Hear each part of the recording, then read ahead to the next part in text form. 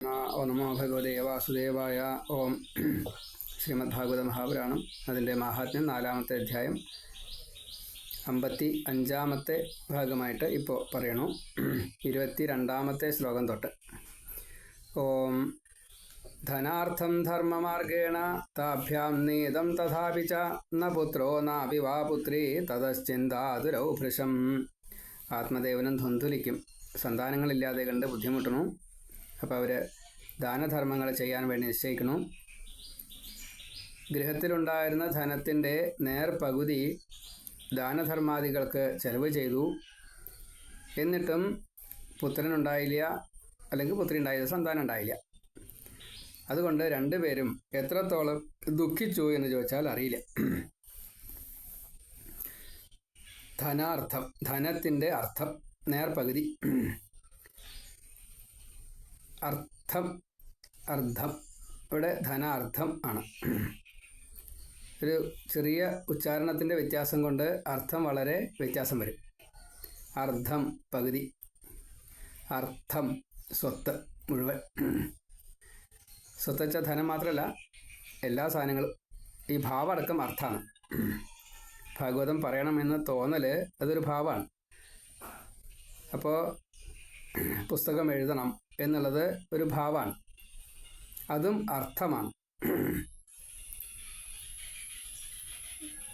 ഇങ്ങനെ ധനാർത്ഥം, ധനത്തിൻ്റെ അർത്ഥം ധർമ്മമാർഗേണ, ധാർമ്മികമായിട്ട്, അതായത് വേദം വിധിച്ച പ്രകാരം, അതാണ് ധർമ്മമാർഗേണ. താഭ്യാം, രണ്ടുപേർക്കും. നീതം തഥാ അപീച്ച, കൊണ്ടുവന്നത് ഉള്ളത് എല്ലാം വേണ്ട രീതിയിൽ തന്നെ ചെയ്തു. എങ്കിലും ന പുത്രോ ന അഭി വാ പുത്രി, ന പുത്രോ ന പുത്രി, രണ്ട് സന്താനം ഉണ്ടായില്ല എന്നർത്ഥം. പുത്രനുമില്ല, പുത്രിയില്ല. തതഹ ചിന്ത ആതുരൗ ഭൃശം. തതഹ ചിന്ത, അതുകൊണ്ട് ചിന്ത ഉണ്ടായി. അതിന് ശേഷം നിനക്ക് ചെയ്തിട്ടും ഒന്നും കിട്ടിയില്ലല്ലോ, സന്താനം ഉണ്ടായില്ലല്ലോ, ചിന്ത ഉണ്ടായി. മാത്രമല്ല അത് ആതുരഭാവത്തിലെത്തി, ദുഃഖഭാവത്തിലെത്തി. ഭൃശം, ഏറ്റവും മാക്സിമത്തിലുള്ള ദുഃഖത്തിലെത്തി. വലിയ ദുഃഖം ദാരിദ്ര്യ ദുഃഖമാണ്. ദാരിദ്ര്യ ദുഃഖം ഇവർക്കില്ല, രോഗാദികളും ഇല്ല. രോഗത്തിൻ്റെ ഫലമായിട്ടാണ് കുട്ടികളില്ലാത്തത്, അത് വേറെ വിഷയം. എങ്കിലും സന്താനമില്ലായ്മ അവരെ വളരെയധികം ദുഃഖിപ്പിച്ചു. സ്വതേ 3-ാമത്തെ ഭാവമാണ്, എങ്കിലും 2-ാമത്തെയാണെന്ന് പറയാറുണ്ട്. ദാരിദ്ര്യത്തിൻ്റെ താഴെ സന്താനമില്ലായ്മ, അതിൻ്റെ താഴെ ഈ രോഗാദികൾ എന്നാണ് പറയാറ്. കലികാലത്തിൽ സ്വതേ രോഗാദികൾ വന്നു കഴിഞ്ഞാൽ വലിയ പ്രശ്നമാണ്. അപ്പം അതുകൊണ്ട് 2-ാമത്തെ ഭാവം ദാരിദ്ര്യത്തിൻ്റെ തൊട്ട് താഴെയായിട്ട് രോഗം എന്ന് കണക്കാക്കേണ്ടിയിരിക്കുന്നു. അതായിക്കോട്ടെ, തർക്കല്ലേ. ഇവിടെ ധനാർത്ഥം, ഉള്ളതിൻ്റെ നേർപകുതി ധർമ്മമാർഗേണ, ധാർമ്മികമായിട്ട് ആർക്കാണോ ദാനം കൊടുക്കേണ്ടത് അത് അറിഞ്ഞുകൊണ്ട് തന്നെ സ്വന്തം കയ്യിലുള്ളതിൻ്റെ നേർപകുതി, കാരണം ശിഷ്ടജീവിതം ഉണ്ടല്ലോ, അതുകൊണ്ട് മാറ്റിവെച്ചു. താഭ്യാം നീതം തഥാഭിച്ച, ഇങ്ങനെ പലർക്കുമായിട്ട് കൊണ്ടുവന്നതിനെ മുഴുവൻ കൊടുക്കുകയും ചെയ്തു. അത് സന്തോഷത്തോടു കൂടിയിട്ടാണ് കൊടുത്തത്, അർഹതപ്പെട്ടവർക്കാണ് കൊടുത്തത്, വേണ്ട വിധി അനുസരിച്ചാണ് കൊടുത്തത്. എന്നിട്ടും തഥാപീച്ച, എന്നിട്ടും ഇങ്ങനെയൊക്കെ ചെയ്തിട്ടും ന പുത്രഃ ന പുത്രി, അല്ലെങ്കിൽ വാ, അതല്ലെങ്കിൽ എന്നുള്ള, അപ്പം അത് ഓർ എന്നുള്ള അർത്ഥത്തില്ല. അപ്പോൾ അത് കിട്ടിയില്ല, പുത്രനും ഉണ്ടായില്ല. ന അഭി, എന്നിട്ട് ഇങ്ങനെയൊക്കെ ചെയ്തിട്ടും ഒന്നും ഉണ്ടായില്ല. അപ്പോൾ എന്ത് സംഭവിച്ചു? തതഹ ചിന്ത ആതുരൗ ഭൃശം, വളരെയധികം ദുഃഖത്തിലായി, ഏറ്റവും മാക്സിമത്തിൽ. ധനാർത്ഥം ധർമ്മമാർഗേണ താഭ്യാം നീതം തഥാപി ച ന പുത്രോ നാപി വാ പുത്രി തതശ്ചിന്താതുരൗ ഭൃശം. തതഹ ചിന്ത ആതുരൗ ഭൃശം. 23-ാമത്തെ ശ്ലോകം. ഏകദാ സ ദ്വിജോ ദുഃഖാത് ഗൃഹം ത്യക്ത്വാ വനം ഗതാ മധ്യാഹ്നേ തൃഷിതോ ജാതസ്തടാകം സമുപേയിവാൻ. കുറേ കഴിഞ്ഞാൽ നമ്മൾ ദുഃഖത്തിൻ്റെ ഒരു പാരമ്യതയൊക്കെ വന്നു കഴിഞ്ഞാൽ ഇതൊന്നും വേണ്ട എന്ന് വിചാരിച്ചിട്ട് ഒഴിവാക്കി പോകും. അങ്ങനെ ഒഴിവാക്കി പോകലിൽ ഒന്നാണ് സന്യാസം. അതല്ലെങ്കിൽ വാനപ്രസ്ഥത്തിന് പോവുക. ഇവിടെ ഈ ബ്രാഹ്മണൻ ദുഃഖത്തിൻ്റെ ആധിക്യം കാരണം വീട് വിട്ടു കാട്ടിലെത്തി. അന്നൊക്കെ കാട് ധാരാളം ഉണ്ട്, അപ്പോൾ കാരണം പ്രശ്നമില്ല. കാട്ടിലെത്തി ഉച്ച സമയമായപ്പോൾ വല്ലാത്ത ദാഹം. അപ്പോൾ നടന്ന് ഒരു തടാകത്തിൻ്റെ അടുത്തെത്തി. ഏകദ സ ദ്വിജോ ഒരിക്കൽ ആ ദ്വിജൻ, ഈ ബ്രാഹ്മണൻ, ആത്മദേവൻ എന്ന ബ്രാഹ്മണൻ, ദുഃഖം സഹിക്കാൻ വയ്യാതെ, ദുഃഖം കാരണമായിക്കൊണ്ട്, ദുഃഖത്തിൻ്റെ പ്രേരണ, ഗൃഹം ത്യക്വ, വീട് ഉപേക്ഷിച്ചു, വനം ഗതഃ, നേരിട്ട് കാട്ടിലേക്ക് എത്തി, മധ്യാഹ്നെ, ഉച്ചയായി, ഇങ്ങനെ നടന്ന് ഉച്ചയായി, തൃഷിതോ, അപ്പോൾ ക്ഷുത്രിഡ്, ക്ഷുത്ത് എന്ന് പറഞ്ഞു കഴിഞ്ഞാൽ വിശപ്പ്, ത്രിഡ് എന്ന് പറഞ്ഞു കഴിഞ്ഞാൽ ദാഹം, അപ്പോൾ തൃഷിത, ഷകാരം ടകാരം, ഹുംഫൾ ഫട്ട്, അപ്പോൾ ഫൾ എന്ന് ടകാരം ലകാരം അങ്ങനെ വരും. അപ്പോൾ തൃഷിത, ദാഹം സഹിക്കാൻ വയ്യാണ്ട്, ദാഹമുണ്ട് വിശപ്പുണ്ട് ഒക്കെ ഉണ്ട്. ജാതഹ തടാകം, അങ്ങനെ ഈ ഇത് വിശപ്പും ദാഹം സഹിക്കാൻ വയ്യാതെ കണ്ട് ഒരു തടാകത്തിൻ്റെ, ഇപ്പോൾ നമ്മൾ സാധാരണ മലയാളത്തിൽ വരുമ്പോൾ തടാകം എന്ന് എഴുതാം, ഇത് മൂന്നാമത്തെ ഡകാരമാണ്, അതിൽ മൂന്നാമത്തെയാണ് തടാകം. ഇപ്പോൾ തടാകം വെച്ചാൽ സരസ്, കായൽ. അവിടെ സമുപേയുവാൻ, അവിടെ എത്തിച്ചേർന്നു. അപ്പോൾ ഒരിക്കൽ ഈ ബ്രാഹ്മണൻ ഈ സന്താനമില്ലാത്ത ദുഃഖം കാരണം കൊണ്ട് വീട് ഉപേക്ഷിച്ചു, കാട്ടിലെത്തി. അങ്ങനെ നടന്നു പോകുന്ന സമയത്ത് ഉച്ചയായി. അപ്പോൾ അല്ലാണ്ട് വിശപ്പും ദാഹമൊക്കെ വന്നു. ക്ഷുത്ത് പറഞ്ഞിട്ടില്ല, അത് കൂട്ടിച്ചേർക്കണം. അപ്പോൾ ഒരു തടാകം കണ്ടു, ആ തടാകത്തിൻ്റെ അടുത്ത് എത്തി എന്ന് ഈ ശ്ലോകം. ഏകദാസ ദ്വിജോ ദുഃഖാത് ഗൃഹം ത്യക്വാ വനം ഗത, മധ്യാഹ്നേ തൃഷിതോ ജാതസ്തടാകം സമുപേയിവാൻ. ഇനി നമ്മൾ വാനപ്രസ്ഥം, സന്യാസം, ഗൃഹത്തിൽ ഇരുന്നു കൊണ്ട് ഇത് രണ്ടും ചെയ്യാം. അതിനൊക്കെ വിധിയുണ്ട്. ഒന്നിനെയും നമ്മൾ കാറ്റ് വരുമ്പോൾ നമ്മളെ ശരീരത്തെ തട്ടിയിട്ട് അങ്ങോട്ട് പോകുന്ന പോലെ സ്വീകരിക്കുന്നതുകൊണ്ട് കുഴപ്പമില്ല, ആസക്തി വേണ്ട, തടുത്ത് നിർത്തണ്ട, എല്ലാം സ്വീകരിച്ചോളൂ. ഏറ്റവും മിനിമം അതും ഒരു വാനപ്രസ്ഥമാണ്. അങ്ങനെ ക്രമേണ അതും ഒഴിവാക്കാൻ സാധിക്കും. ഷുഗറുണ്ട്, കർശനമായിട്ട് നിർദ്ദേശം ഉണ്ടെങ്കിൽ ഡോക്ടർ പറഞ്ഞു വെച്ചാൽ, പിന്നെ അവനവന് ഈ ബോധം ഉണ്ടെങ്കിൽ പഞ്ചാര പായസം കണ്ടാലും വേണ്ടാന്ന് വയ്ക്കും. അത് ഡോക്ടർ പറയാതെ കണ്ടും രോഗമില്ലാതെ കണ്ടും ഉപേക്ഷിക്കുക എന്നൊരവസ്ഥയിൽ എത്തുക. കാശിയിൽ പോയി കഴിഞ്ഞാൽ ഇവിടെ തിരിച്ചു വന്നാൽ ഞാൻ ഇനി അത് ഉപയോഗിക്കില്ല എന്ന് പറഞ്ഞിട്ട് അവിടുന്ന് പോരും. അപ്പോൾ ഇവിടെ വന്നിട്ട് വെള്ളം എടുത്തും കൊണ്ട് കുട്ടികൾക്ക് ഉണ്ടാക്കി കൊടുക്കുകയും ചെയ്യും. എന്നിട്ട് എനിക്ക് കഴിക്കാൻ വയ്യാന്നും പറയും. അപ്പം അതിലൊരു കാര്യമില്ല. അത് അങ്ങനെ തെറ്റിദ്ധരിക്കുകയും വേണ്ട. അവിടെ കാശിയിൽ പോയിട്ട് ഇങ്ങനെ ഒന്ന് ഉപേക്ഷിച്ച് പോരുകയും വേണ്ട. അവരൊക്കെ പറയുകയും ചെയ്യും. അത് അതിൻ്റെ ഒരു നിയമം. വേണ്ടാത്തതൊന്നും അവിടുന്ന് ഏറ്റിട്ട് പോരണ്ട. അതല്ല അതിൻ്റെ സാരം. നമുക്ക് അങ്ങനെയുള്ള ആസക്തികളിൽ ഞാൻ ജീവിക്കില്ല, ഇത്രയേ വേണ്ടൂ. അത് മനസ്സുകൊണ്ട് ആണ് ഉപേക്ഷിക്കേണ്ടത്. അപ്പോൾ അവിടെ അത് സമ്മതിച്ചിങ്ങോട്ട് പോയി, അതൊരു ലൗകികമാണ്. അപ്പോൾ നമ്മൾ ആ ലൗകികത്തിൽ കുടുങ്ങിക്കൊള്ളണമെന്നില്ല. ആചാര്യന്മാർ പറയാറുണ്ട്, ഞാൻ ഇനി നെല്ലിയുടെ ഇലയിൽ, പുളിയുടെ ഇലയിൽ, ഈ തൊട്ടാവാടിയുടെ ഇലയിൽ ഊണ് കഴിക്കുകയേ ഇല്ല. കാശി പോയിട്ട് ഉപേക്ഷിച്ചതാണ്. പുളിയുടെ ഇലയിൽ ഊണ് കഴിക്കില്ല എന്ന് മനസ്സിലായില്ലേ? അപ്പം അതേപോലെയുള്ളൂ അതൊക്കെ. അപ്പം അങ്ങനെയൊന്നും ഉപേക്ഷിക്കാൻ തോന്നുന്നില്ല. ലെവലേശന് പ്രമാണം ശരിയാ തോന്നുന്നില്ല. അത് അതിൻ്റെ ഒരു സാരം അതല്ല എന്ന് മനസ്സിലാക്കുക. ചെയ്യാതിരിക്കുക, അതൊക്കെ അതിൻ്റെ വിധി പോലെ. എന്താ വെച്ചാൽ അവിടെ പോയിട്ട് ഇങ്ങനെ ഉപേക്ഷിച്ചു, ഇനിയിപ്പോൾ എങ്ങനെയാ മാറ്റണ്ട, ഉപേക്ഷിച്ചോളൂ, അത് വേണ്ട. അതിൻ്റെ ഒരു അതിൻ്റെ സാങ്കത്യം അതിലല്ല, അത് പറയാൻ വേണ്ടി പറഞ്ഞു തന്നേ ഉള്ളൂ.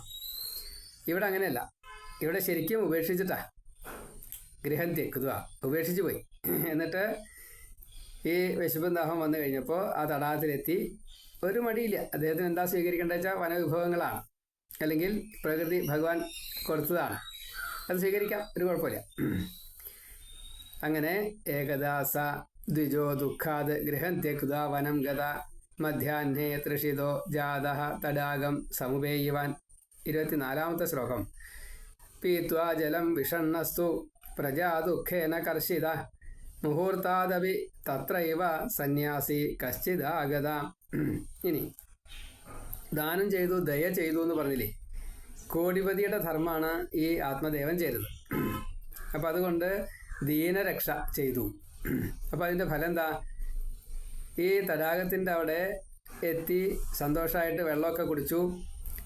ഈ സന്താനമില്ലാത്ത ആ ദുഃഖത്തെ ഇങ്ങനെ ഓർത്തോർത്ത് അത് മാത്രം മനസ്സിൽ അങ്ങനെ ഒരു 2 നാഴിക അവിടെ ഇങ്ങനെ കാത്തിരുന്നു. വെള്ളം കുടിച്ചു, കാര്യങ്ങളൊക്കെ സമാധാനമാണ്. പക്ഷേ എന്തുകൊണ്ട് സന്താനം ഉണ്ടാവണില്ല എന്നിങ്ങനെ ആലോചിച്ചു. അങ്ങനെ 2 നാഴിക കഴിഞ്ഞപ്പോഴേക്കും ഒരു സന്യാസി അവിടെ എങ്ങനെയോ വന്നു ചേർന്നു. യതി എന്ന് പ്രത്യേകം പറയുന്നുണ്ട്. യതി എന്നത് ഒരു കാരണവശാലും ഈ പ്രപഞ്ചത്തിലുള്ള എന്തിനോടെങ്കിലും ഒരു ചെറിയ തരത്തിൽ പോലുള്ള ആസക്തി പോലും ഇല്ലാത്തയാളാണ്. ഇപ്പം ഈ ആത്മദേവനോടും ആസക്തി ഇല്ല. ആത്മദേവന് സന്താനം ഉണ്ടായിച്ചാലും ആസക്തി ഇല്ല. ഇനി പറയും. ഇപ്പം ഇവിടെ ഈ സന്യാസി അദ്ദേഹം ആരാ, എവിടുന്നാ വരണത് ഒന്നും അറിയില്ല. ഈശ്വരനെ പോലെയാണ്, ഈശ്വര തുല്യ അവധൂതനാണ്. അപ്പോൾ ആ സംഘത്തിനൊരു കാരണമുണ്ടായത് ഈ ദാനം ആണ്, ഈ ദയ ആണ്. ഏകദാ പീത്വാ ജലം വിഷണ്ണഹ തു. പീത്വാ ജലം, നല്ലോണം മറ്റേ ജലമൊക്കെ കുടിച്ചു. അപ്പോൾ വിഷണ്ണനായി. പീത്വാ ജലം വിഷണ്ണഹ തു. അപ്പോൾ അന്വയിക്കുമ്പോൾ അങ്ങനെ അന്വയിച്ചാൽ തന്നെ വെള്ളമൊക്കെ കുടിച്ചു വിഷമായി. ഇപ്പം അങ്ങനെയാണ്, ഇപ്പം വെള്ളം കുടിച്ചാൽ വിഷമ. വിശദീകരിക്കുന്നില്ല. ഏത് തരത്തിലുള്ള വെള്ളമായാലും ശരി, വെള്ളത്തിൻ്റെ അശുദ്ധികൾ, അതാണ് പ്രശ്നം. പറഞ്ഞു വന്നത് ഇത്രയേ ഉള്ളൂ. വെള്ളമൊക്കെ കുടിച്ച് സമാധാനമായി. അപ്പോൾ ആ സമയത്ത് ഇങ്ങനെ ചിന്തയിലാണ്ടു. അപ്പോഴാണ് വിഷണ്ണഭാവം, ദുഃഖഭാവത്തിൽ എത്തിയത്. പ്രജാദുഃഖേന കർഷിത. എത്രത്തോളം ഈ സന്താനമില്ലാത്തത് കൊണ്ട് വിഷമിപ്പിക്കപ്പെട്ടു, അങ്ങോട്ട് ഞെരുക്കപ്പെട്ടു, കൃശഗാത്രനായി, മെലിഞ്ഞവനായി, മനസ്സും ശരീരവും ഒരേപോലെ മെലിഞ്ഞുപോയി. ഇവിടെ ധനാഢ്യനാണ് ആള്, പക്ഷേ ആള് മെലിഞ്ഞുപോയി. ഭർത്താവില്ലാത്ത സ്ത്രീക്ക് ശരീരം മെലിയും, ഭാര്യയില്ലാത്ത ഭർത്താവിന് ശരീരം മെലിയും. എന്താ കാരണം? ഈ ഒരു ദുഃഖം മനസ്സിനെ ബാധിക്കുക, അത് ശരീരത്തിനെ ബാധിക്കും. അപ്പോൾ യഥാർത്ഥത്തിൽ ഇവിടെ ആഹാരമില്ലായിട്ടല്ല മെലിയണതേ, ആഹാരം കഴിക്കാഞ്ഞിട്ടുമല്ല, പക്ഷേ വേണ്ട എന്ന കൂട്ടത്തിൽ ഈ ദുഃഖം കാരണം കർഷിത, മെലിഞ്ഞവനായി തീർന്നു. പിന്നെയോ മുഹൂർത്താദപി, ഇങ്ങനെ 2 നാഴിക കഴിഞ്ഞപ്പോൾ 2 നാഴികയായിട്ടുണ്ട്. അപ്പോൾ ഒരു മുഹൂർത്തം കഴിഞ്ഞപ്പോൾ തത്രായവ, അവിടെ സന്യാസി കശ്ചിത് ആഗത, ഏതോ ഒരു സന്യാസി, എല്ലാം ഉപേക്ഷിച്ചയാളാണ്. പ്രകൃതിയുമായിട്ട് സ്വന്തം ദേഹമായിട്ട് പോലും ബന്ധമില്ല. എന്നാൽ ബന്ധമില്ല ഉണ്ട്, പക്ഷെ അതിലൊട്ടും ആസക്തി ഇല്ല. അതാണ് അങ്ങനെയുള്ള ഒരു യതി അവിടെ ആഗത വന്നു. പീത്വാ ജലം വിഷണ്ണസ്തു പീത്വാ ജലം വിഷണ്ണഃ തു പ്രജാ ദുഃഖേന കർഷിതഃ മുഹൂർത്താത് അപി തത്ര ഏവ സന്യാസി കശ്ചിത് ആഗതഃ. പീത്വാ ജലം വിഷണ്ണസ്തു പ്രജാ ദുഃഖേന കർഷിത മുഹൂർത്താദപി തത്രൈവ സന്യാസി കശ്ചിത് ആഗത. യഥാർത്ഥത്തിലുള്ളൊരു സന്യാസിയെ കണ്ടുമുട്ടണമെങ്കിൽ അത് വളരെയധികം ഭാഗ്യം ചെയ്യണം. ചെറിയ ഭാഗ്യമൊന്നും പോരാ, വലിയ ഭാഗ്യം വേണം. എല്ലാം ഉപേക്ഷിച്ചാലേയാണ് മുക്തി കിട്ടുള്ളൂ. എല്ലാം ഉപേക്ഷിക്കുന്ന സന്യാസിയാണ് ഇവിടെ ആത്മദേവന് ദർശനം കൊടുത്തത്. അപ്പോൾ അങ്ങനെ ഒരാളെ കിട്ടാൻ അത്ര എളുപ്പമല്ല. വീട്ടിൽ ജീവിക്കുന്നവരും സന്യാസിമാരുണ്ട്, അവരെയാണ് ശരിക്കും കാണേണ്ടത്. വീട്ടിലാണ് ജീവിക്കുന്നത്, എല്ലാം ഉപേക്ഷിച്ച് നമ്മൾ തെറ്റിദ്ധരിക്കുന്ന സന്യാസിമാരൊന്നും വേണ്ട കേട്ടോ, അതൊന്നും അതിൽപ്പെട്ടല്ല. അവർ ഈ വന്നയാളുടെ എന്ത് ന്യൂനമാണോ തീർക്കാൻ തന്നെ കൊണ്ട് സാധിക്കുക അത് തീർക്കാൻ അദ്ദേഹത്തിന് യാതൊരു പ്രയാസമില്ല. അത് അദ്ദേഹം തീർത്തിരിക്കും. അതിന് സമയം കുറച്ച് വേണ്ടി വരും, ചിലപ്പോൾ ഷോർട്ട് പീരീഡ് ആവാം, അത് പറയാൻ പറ്റില്ല. അത് ഇയാളുടെ കർമ്മഫലം പോലെ ഇരിക്കും. എങ്കിലും അത് തീർക്കാനുള്ള കഴിവുണ്ടാവും. അതാണ് യഥാർത്ഥത്തിലുള്ള സന്യാസി. അപ്പം അതില്ലാത്തവർ ആ ഒരു ഭാവത്തിലിരിക്കണു എന്ന് മാത്രമേ ഉള്ളൂ. അത് നോക്കണ്ട, നമുക്കത് പ്രശ്നമല്ല. അപ്പം ഇവിടെ സന്യാസിക്ക് ഇതിനുള്ള കഴിവുണ്ട്. അതുകൊണ്ട് അദ്ദേഹം അത് നല്ലോണം ചിന്തിച്ച് എങ്ങനെയാണ് പരിഹരിക്കാൻ പറ്റുക എന്ന് സ്വയം മനസ്സിലാക്കിയിട്ടാണ് ചെയ്തത്. അത് നമുക്കൊരു ഭാവിയിൽ മനസ്സിലാവും. ഇങ്ങനെ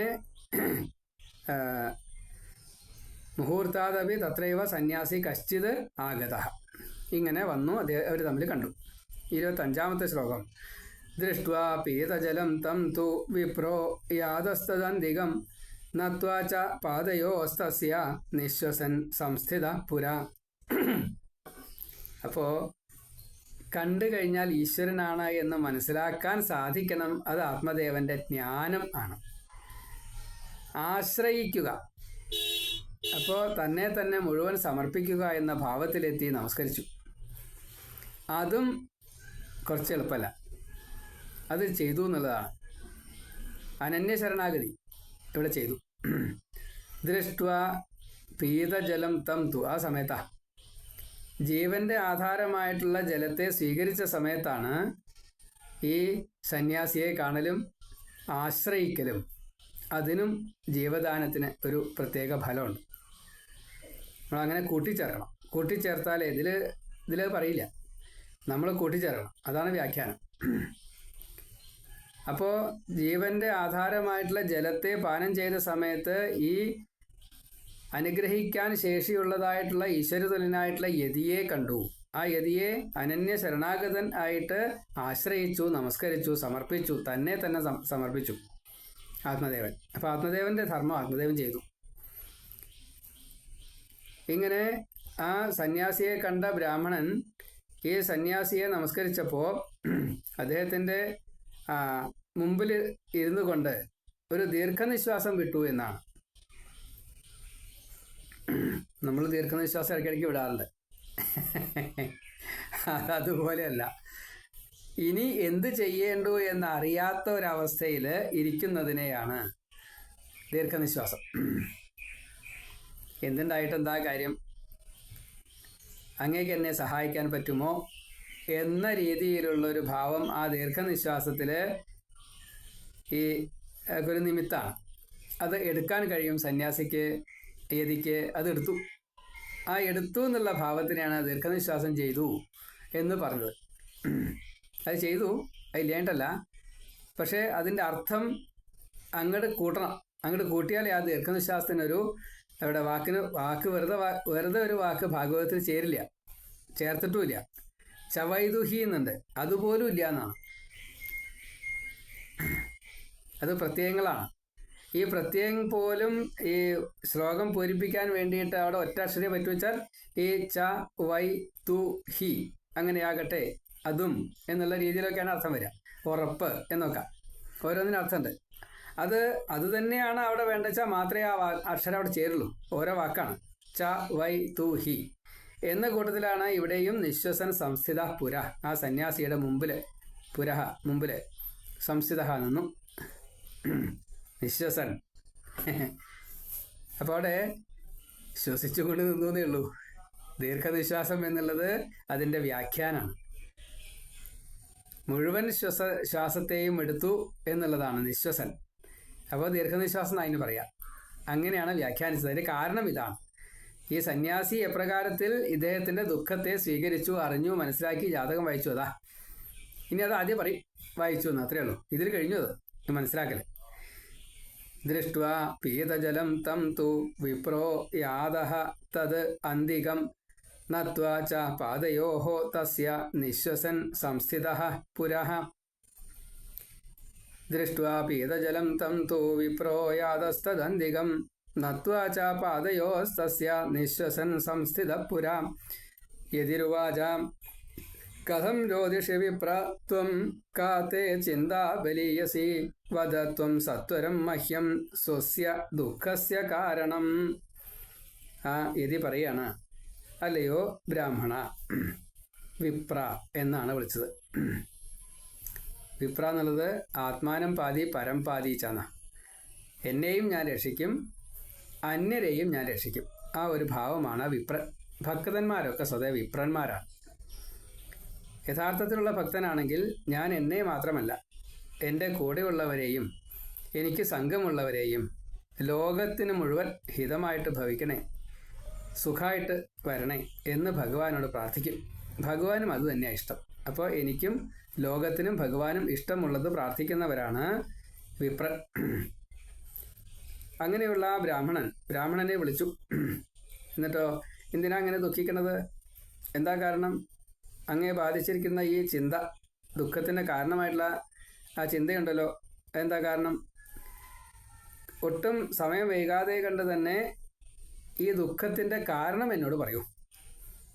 കഥം രോദിഷി വിപ്ര, എന്തിനാ അങ്ങനെ കരയണത് ബ്രാഹ്മണ? ത്വം ഭഗവാനെ കണ്ടുകൊണ്ട്, ഭഗവാനെ അറിഞ്ഞുകൊണ്ട് ജീവിക്കുന്ന ഒരാളാണ്. അപ്പോൾ ഈ വാക്കിലൊക്കെ അതിൻ്റെതായ അർത്ഥങ്ങളുണ്ട്. അതുകൊണ്ട് അല്ലയോ വിപ്രനായിരിക്കുന്ന അങ്ങക്ക് സ്വന്തം ദുഃഖത്തെ തീർക്കാൻ സാധിക്കും, അന്യൻ്റെ ദുഃഖത്തെ തീർക്കാൻ സാധിക്കും, എന്നിട്ടും അങ്ങ് ദുഃഖിതനാണല്ലോ എന്നതാണ്. നമ്മൾ സാധാരണ എന്താ ചെയ്യുക? എന്നെ ആശ്രയിച്ച് കഴിഞ്ഞാൽ എന്നിലുള്ളത് ഞാൻ നിനക്ക് തരാം, ഞാൻ കേമൻ നീ താഴെ. ഇവിടെ അങ്ങനെയല്ല. എനിക്കെല്ലാ കഴിവുണ്ട്, അത് എനിക്കറിയാം. പക്ഷേ ഈ വിപ്രന് സ്വയമേവ അതിനുള്ള കഴിവുണ്ട്. പിന്നെ എന്തുകൊണ്ടത് ഉപയോഗിക്കണില്ല? അതല്ലേ ദുഃഖകാരനായത് എന്നാ ചോദ്യം. വിപ്രന് സ്വയമേവ തന്നെ ഈ കഴിവുണ്ടായിട്ടും അത് പ്രയോഗിക്കുന്നില്ലല്ലോ. അതിൻ്റെ കാരണം എന്താ? അതാ ചോദ്യം. കഥം രോദിഷി വിപ്രാത്വം കാ തേ ചിന്ത ബലീയസി. എന്താ അത് ഇത്രയും വലിയൊരു ചിന്ത? വളരെ വലിയതാണല്ലോ ഈ ചിന്ത. എന്താ അതിൻ്റെ കാരണം? വദത്വം സത്വരം മഹ്യം. അത് പറയൂ, വളരെ വേഗം തന്നെ എന്നോട് പറയൂ. സ്വസ്യ ദുഃഖസ്യ കാരണം, അവനവൻ്റേതായിട്ടുള്ള ഈ ദുഃഖം, അതിൻ്റെ കാരണം എന്താ? അപ്പോൾ ചിന്ത ചെയ്തിട്ടില്ല ഈ വിപ്രൻ, ആത്മദേവൻ. സ്വഭാവം അത് വരുമ്പോൾ കൊണ്ടുവരുന്നതാ. മനസ്സ്, സ്വഭാവം, കാമത്തിൻ്റെ ബാക്കി, കർമ്മത്തിൻ്റെ ബാക്കി, പാപപുണ്യങ്ങളുടെ ബാക്കി ഒക്കെ നമ്മൾ കൊണ്ടുവരും. അത് പാഥേയാണ്. അത് ജീവൻ ഇങ്ങനെ എവിടേക്കൊക്കെ പോകുമ്പോഴും കൂടെ ഉണ്ടാവും. അപ്പം അതുകൊണ്ട് പുണ്യപാപങ്ങൾ 0 ആവണം, അപ്പോഴേ മുക്തി കിട്ടുള്ളൂ. പാപബാക്കി ഉണ്ടാവാൻ പാടില്ല, കർമ്മബാക്കി ഉണ്ടാവാൻ പാടില്ല. ഈ മനസ്സ് ശൂന്യമായിരിക്കണം, ഭഗവാനിൽ മാത്രം വയ്ക്കുന്ന മനസ്സായിട്ട് മാറണം. അപ്പോൾ മാത്രമേ മുക്തിയുള്ളൂ, അല്ലെങ്കിൽ മുക്തിയില്ല. അപ്പോൾ അതുകൊണ്ട് ഈ കൊണ്ടുവന്ന കാര്യങ്ങൾ കുറേ ഉണ്ട്. ആ കുറവിൽ എന്തുകൊണ്ട് സ്വയമേവ ചിന്തിക്കുന്നില്ല? എന്താ കുറവെന്ന് അങ്ങേക്ക് കഴിയൂലോ. അതാണ് സ്വസ്യ ദുഃഖസ്യ കാരണം. ഈ സ്വഭാവത്തിൻ്റെ, നമ്മുടെ സ്വഭാവം എന്നുള്ളത് മലയാളത്തിൽ പെരുമാറ്റം എന്നാണ് പറയുക. അത് പ്രേരണയാൽ പുറത്തേക്ക് വരുന്നതായിട്ടുള്ളൊരു പ്രവൃത്തിയാണ് പെരുമാറ്റം.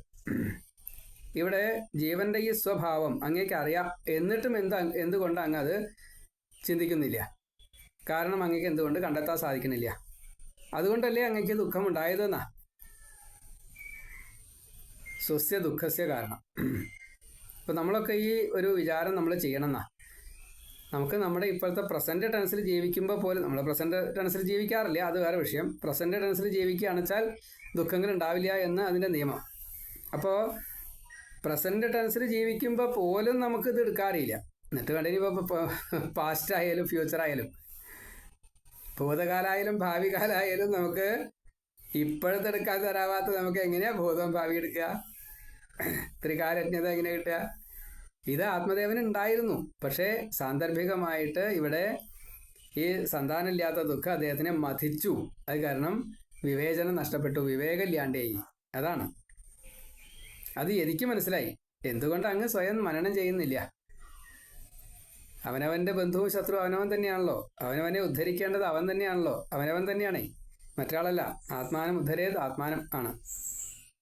അപ്പോൾ കഥം രോദിഷി വിപ്രാത്വം കാത്തേ ചിന്താ ബലീയസി വദത്വം സത്വരം മഹ്യം സ്വസ്യ ദുഃഖസ്യ കാരണം.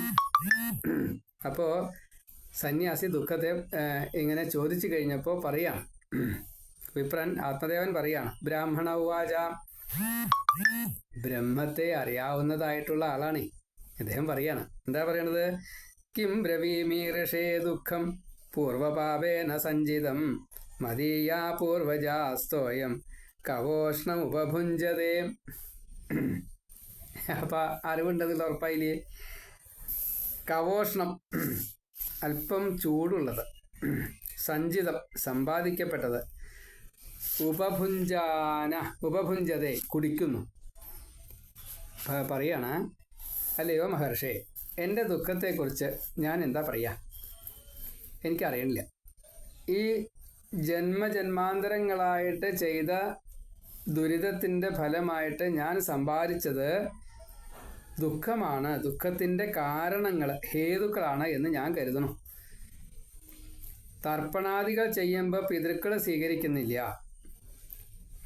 കാരണം ഈ തർപ്പണത്തിനൊക്കെ ജലം എൻ്റെ കയ്യിൽ നിന്നും പോകുന്നത് കൈ ചൂടാ, മനസ്സ് ചൂടാ. അതുകൊണ്ട് ചൂടുള്ളതാണ്, അതുകൊണ്ട് അവരത് സ്വീകരിക്കുന്നില്ല. അപ്പോൾ ഈ കൊടുക്കുന്നതായിട്ടുള്ള വെള്ളം ചൂടാണെങ്കിൽ അവരനുഭവിക്കുമ്പോൾ ആ താപം എനിക്ക് തിരിച്ചു കിട്ടും. ആ ചൂടാണ് ഞാനിപ്പോൾ അനുഭവിക്കുന്നത്. ആ ദുഃഖമാണ് ഇപ്പോൾ ഈ ചൂട്, പിതൃക്കളുടെ ചൂടില്ലേ, ആ ചൂടാണ് ഞാനിപ്പോൾ അനുഭവിക്കുന്നത്. പിതൃകർമ്മത്തിൻ്റെ ഒരു പ്രശ്നമാണ്. നമ്മൾ സന്തോഷത്തോടു കൂടിയിട്ടേ പൂജ ചെയ്യാവൂ, സന്തോഷത്തോടു കൂടിയിട്ടേ ബലി ശ്രാദ്ധാദികൾ ചെയ്യാൻ പാടൂ, സന്തോഷത്തോടു കൂടിയിട്ടേ അന്നദാനാദികൾ ചെയ്യാവൂ, സന്തോഷത്തോടു കൂടിയിട്ട് എന്തിന് സസ്യജാലങ്ങൾക്ക്, പശുക്കൾക്ക് വെള്ളവും തീറ്റയും കൊടുക്കാവൂ, വെള്ളവും വളവും കൊടുക്കാവൂ. ഇവിടെ കിം ബ്രവീമി ഋഷേ ദുഃഖം, കിം ബ്രവീമി ഋഷേ, ഞാൻ എന്താ നീ പറയേണ്ട അറിയില്ല. ഈ ദുഃഖം പൂർവ പാപേന സഞ്ചിതമായിട്ട് വന്നതാണ്. എനിക്ക് ഈ ദുഃഖം ഞാൻ എൻ്റെ പൂർവ്വജന്മങ്ങളിൽ ചെയ്തതായിട്ടുള്ള പാപത്തിൻ്റെ ഫലമായിട്ട് അത് സഞ്ചിതമായിട്ട് കൂട്ടി വയ്ക്കപ്പെട്ടതാ. മദീയാഹ, ഇപ്പോഴാ എന്നിൽ കൂടെ വരുന്നതായിട്ടുള്ള ഈ ഓരോന്നും ഞാൻ സമർപ്പിക്കുന്നത് ഓരോന്നും മദീയഹ എന്നാൽ പൂർവജാഹ തോയം, ഈ പൂർവികന്മാർക്ക് പിതൃക്കൾക്ക് വേണ്ടിയിട്ട് കൊടുക്കുന്ന ഈ വെള്ളം ഉണ്ടല്ലോ, അത് കവോഷ്ണം എന്നാണ് പറയുന്നത്. ആ വെള്ളം കുറച്ച് ചൂടുള്ള വെള്ളമായിട്ടാണ്. എങ്ങനെയാണ് അതിങ്ങനെ ചൂടുള്ളതാവണത്? എൻ്റെ മനസ്സിൻ്റേതായിട്ടുള്ള ചൂട് ശരീരത്തിനെ ബാധിച്ചു. ശരീരത്തിൻ്റെ ഒരു അംഗമാണല്ലോ കയ്യ്. ആ കയ്യിൽ ഈ വെള്ളം എടുക്കുമ്പോൾ ഈ മനസ്സിലുള്ള ഈ താപം ഉണ്ടല്ലോ, ഈ വ്യസനം, ശോക ദുഃഖ ഭയം ആണ്. അപ്പം അതിൽ ഈ ദുഃഖം അത് ശോകത്തിൽ നിന്നും വന്നതാണ്. ഈ ദുഃഖം പ്രസന്റ് ടെൻസിൽ, മറ്റത് ഭൂതാണ്. ശോകം എന്നുള്ളത് ഭൂതകാലത്തിൽ പൂർവ്വജന്മങ്ങളിലുള്ളതാണ് ഈ ശോകം. അത് ഇപ്പോൾ പ്രസന്റ് ടെൻസിൽ ദുഃഖമായിട്ട് വരുന്നു. ശോക ദുഃഖ ഭയം, അടുത്ത നിമിഷത്തിൽ ഭയമാണ്. ഞാൻ കുട്ടിയില്ലാതെ കണ്ട് മരിക്കേണ്ടി വരുമോ? ഭയം. ശോകം പൂർവ്വജന്മത്തിലുള്ള പാപം, സഞ്ചിത പാപം. അത് ഇപ്പോൾ ദുഃഖമായിട്ട് വന്നത് എൻ്റെ മനസ്സിൽ ഞാൻ ഇപ്പോൾ അനുഭവിക്കുന്നതായിട്ടുള്ള ദുഃഖം. ഭയം, ഞാൻ കുട്ടി സന്താനം ഇല്ലാതെ കണ്ട് മരിക്കേണ്ടി വരുമോ? ശോക ദുഃഖ ഭയം ഈ വെള്ളത്തിലുണ്ടേ. ഈ വെള്ളമാണ് പിതൃമി തർപ്പയാമി പിതൃഗണാമി തർപ്പയാമി എന്ന് പറഞ്ഞിട്ട് ഞാൻ തർപ്പിക്കണത്. അപ്പോൾ ഇതിലൊരു ചൂടുണ്ട്, ഈ ദുഃഖമുണ്ട്.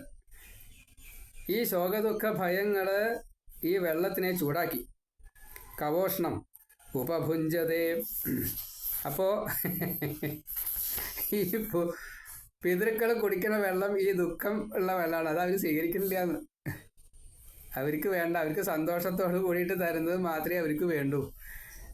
അപ്പോൾ എൻ്റെ ഈ ദുഃഖത്തിൻ്റെ കാരണം ഇതാണ്. അപ്പം മഹാപണ്ഡിതനാണ് ഈ ആത്മദേവനെ. ചെറിയ പണ്ഡിതം കൊണ്ട് ഇതൊന്നും ചിന്തിക്കാൻ പറ്റില്ല, വലിയ പണ്ഡിതനാണ്. അത് എനിക്കറിയാം. അപ്പോൾ ദുഃഖത്തിൻ്റെ കാരണം കണ്ടുപിടിച്ചാൽ ആ ദുഃഖം പരിഹരിക്കാനുള്ളത് ചെയ്യണ്ടേ? അതിനാണ് ദാനം ചെയ്തത്.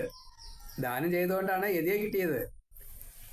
യതിയെ കിട്ടിയപ്പോൾ ഒരു അഥർവവേദ പ്രയോഗം നടത്തി. അത് സ്വീകരിച്ചു. ആത്മദേവന് തൃപ്തി കിട്ടി. ഇനി അത് പറയും ഭാവിയിൽ. കർമ്മം ചെയ്താൽ ഫലമുണ്ട്. കർമ്മം ചെയ്യാൻ ഞാൻ പിന്നെന്താ ചെയ്യാൻ നിവൃത്തിയില്ല. അതുകൊണ്ട് ആചാരാനുഷ്ഠാനങ്ങൾ നിർബന്ധമായിട്ടും ചെയ്യണം. ഇവിടെ ചെയ്തത് നോക്കൂ, കവോഷണമായി എന്നാണ്. കവ്യം ആണ് സ്വതേ. കവ്യം നമ്മൾ പിതൃക്കൾക്ക് കൊടുക്കുന്നതിനൊക്കെ കവ്യം എന്നാ പറയാ. മറ്റത് ഹവിസ, ദേവന്മാർക്ക് കൊടുക്കുന്നത്. നമ്മൾ ആഹരിക്കുന്നതൊക്കെ അമൃത. ആഹാരമായാലും ശരി, ജലമായാലും ശരി, ഫലമായാലും ശരി, ഒക്കെ അമൃതമാണ് നമ്മൾ കഴിക്കണത്.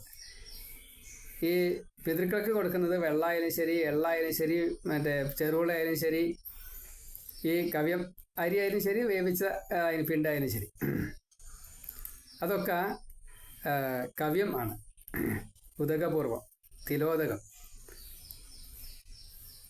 കവ്യപിണ്ഡം, കവ്യം കൊണ്ടുണ്ടാക്കിയുള്ള പിണ്ഡം.